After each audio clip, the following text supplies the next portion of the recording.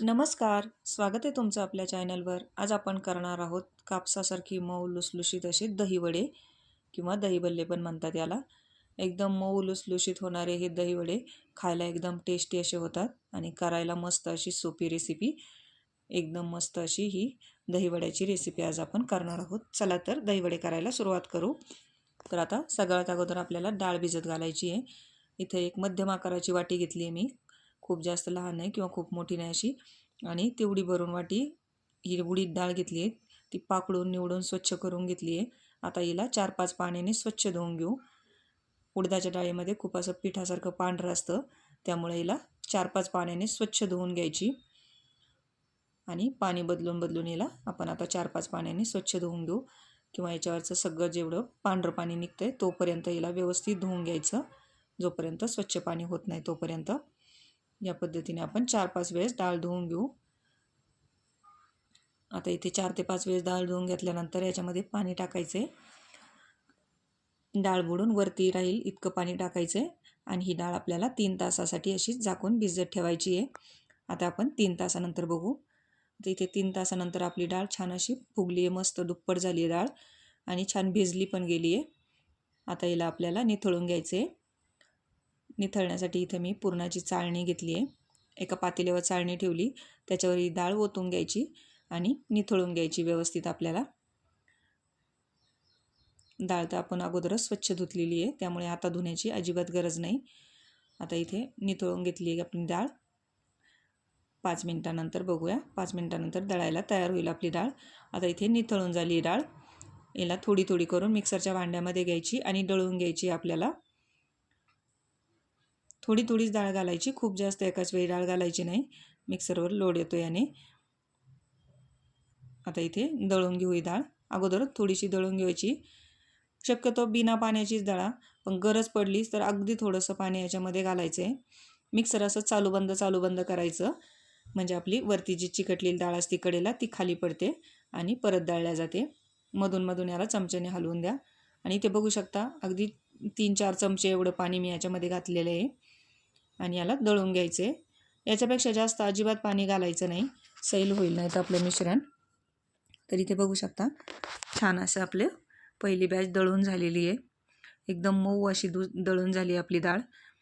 आणि डाळ आपली मऊच दळून घ्यायची आपल्याला, जाडसर ठेवायची नाही खूप जास्त, त्याने मऊ होत नाही आपले वडे. एकदम मऊ अशी डाळ दळून झालेली आहे. या पद्धतीने डाळ दळून घ्यायची. जाडसर जर राहिली तर आपले वडे छान फुलत नाहीत. आता ही डाळ आपण काढून घेऊ, दळून घेतलेली. एका मोठ्या भांड्यामध्ये काढायची, म्हणजे आपल्याला फेटायला हे सोपं जातं. तर ही सगळी डाळ काढून घेऊ आणि दुसरी बॅच आपण दळून घेऊ. आता ही डाळ काढून घेतली आहे. शक्यतो पाणी नाही घातलं तर अगदी छान डाळ आपली बारीक होत असेल तर करून घ्या, किंवा गरज पडली तर अगदी कमीत कमी पाण्यामध्ये ही डाळ दळून घ्यायची आहे. अगदी 4-5 चमचे याच्यामध्ये पाणी टाकायचं आहे एका बॅचसाठी. आता ही पण बॅच आपली दळून झाली, हिला पण काढून घेऊ आणि सगळी डाळ मऊ अशी एकसारखी अशीच दळून घेऊ. आता इथे ही पण डाळ आपण काढून घेतली आणि शिल्लक राहिलेली डाळ मिक्सरच्या भांड्यामध्ये टाकून घेऊ. तर ही पण सगळी शिल्लक राहिलेली डाळ टाकून घेऊ. ती टाकतानाच त्याच्यामध्ये मिरच्या 4 हिरव्या मिरच्या घेतल्यात, तोडून टाकल्यात आणि 1 चमचा जिरं टाकायचे आणि हे वाटून घ्यायचं शेवटच्या बॅचसोबत. आता याला पण आपण मस्त असं बारीक वाटून घेऊ आणि हे पण वाटण आपल्या इथे तयार झाले. आता हे पण त्या मिश्रणात काढून घेऊ.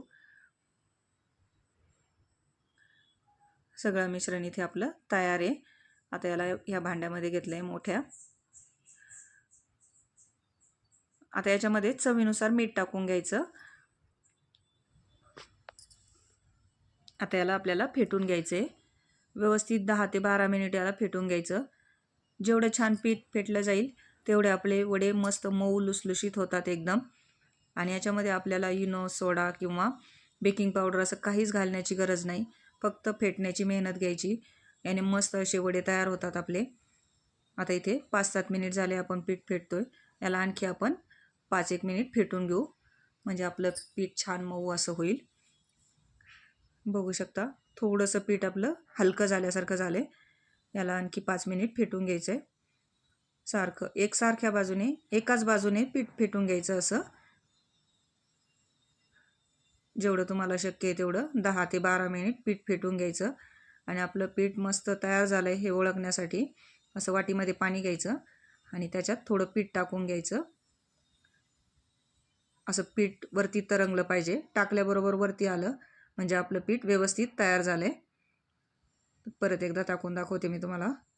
असं टाकल्याबरोबर पीठ जर वरती आलं म्हणजे आपलं पीठ वडे करण्यासाठी तयार आहे. आणि हे जर तळाला बसलं तर आणखी फेटण्याची गरज आहे असं समजावं. तर आता आपलं पीठ व्यवस्थित फेटून झाले आणि इकडे तेल पण आपलं गरम झाले. बऱ्यापैकी तेल गरम करून घ्यायचं आणि त्याच्यामध्ये जसे तुम्हाला लहान मोठे पाहिजेत त्याप्रमाणे वडे सोडून घ्यायचे. हे आपण सोडलेल्या पिठापेक्षा दुप्पट फुलतात. त्या अंदाजाने तुम्ही वडे सोडून घ्या तुम्हाला कसे लहान मोठे पाहिजेत. आणि कढईमध्ये म्हणजे तेलामध्ये मोकळे फिरतील एवढेच वडे सोडायचे. खूप जास्त दाटी करायची नाही मग ते एकमेकाला चिकटतात. या पद्धतीने जेवढे बसतील तेवढे वडे सोडून घ्यायचे.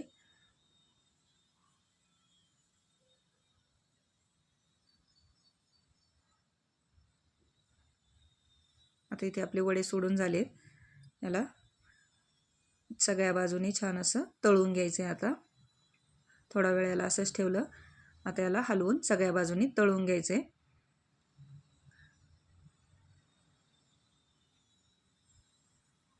खूप जास्त लाल रंगावर पण तळायचे नाही आहे. कमीत म्हणजे खूप पांढरे पण नाही आणि खूप चॉकलेटी लाल पण नाही. असे मध्यम तळून घ्यायचे आपल्याला. बघू शकता याप्रमाणे असा रंग आला पाहिजे आपल्या वड्यांना. आता आपले हे वडे तळून झालेत. खूप जास्त पांढरे ठेवले तर मध्ये पीठ राहू शकतं आणि खूप लाल झाले तर छान दिसत नाहीत. तर इथे या पद्धतीनेच होऊ द्यायचे. आता काढून घेऊ. मस्त असे आपले वडे इथे तयार झालेत. आता आपण आपले दुसरी बॅच तळून घेऊ. पहिल्यासारखेच जेवढे तेलात बसतील मोकळे तेवढे वडे सोडून घ्यायचे आणि छान असे सगळ्या बाजूने तळून घ्यायचे. बघू शकता वडा सोडला की लगेच वरती तरंगतोय. आपलं तेल पण व्यवस्थित तापलेलं आहे आणि पीठ पण छान झालेलं आहे. मस्त असे वडे आपले इथे सोडून घेऊ.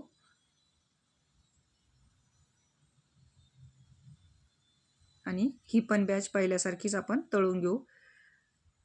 अगदी खूप जास्त पांढरी नाही किंवा खूप लाल नाही अशी आपण ही पण बॅच तळून घेऊ.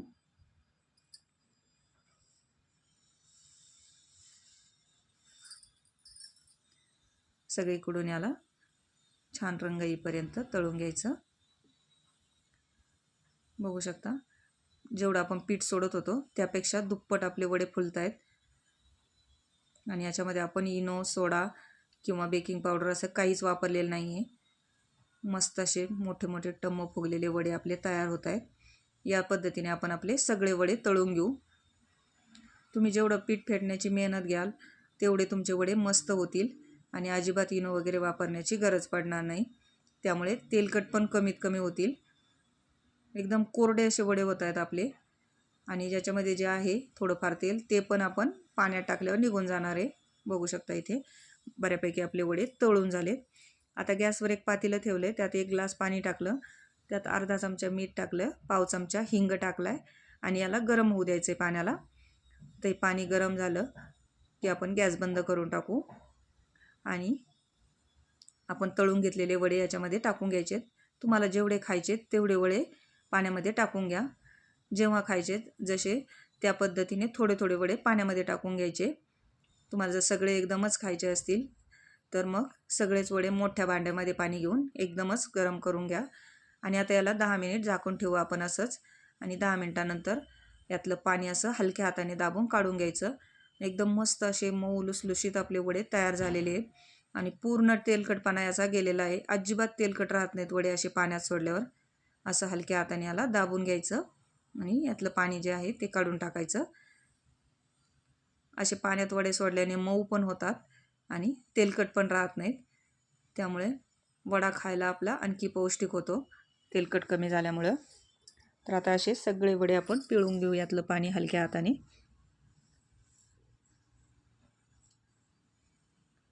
आता इथे आपले वडे तयार आहेत पाणी काढून. आता एक प्लेटमध्ये घेतले वडे, त्याच्यावर थोडंसं फेटून घेतलेलं दही घ्यायचं. खूप जास्त आंबट दही घ्यायचं नाही. आणि याच्यामध्ये अगदी थोडीशी पिठी साखर, थोडीशी लाल मिरची पावडर टाकलेली मी. तुम्ही वरतून पण लाल मिरची पावडर टाकू शकता. आता हे दही सगळ्या वड्यांवर असं टाकून घ्यायचं. दही वडा आहे त्यामुळे दही थोडंसं जास्तीच वापरा.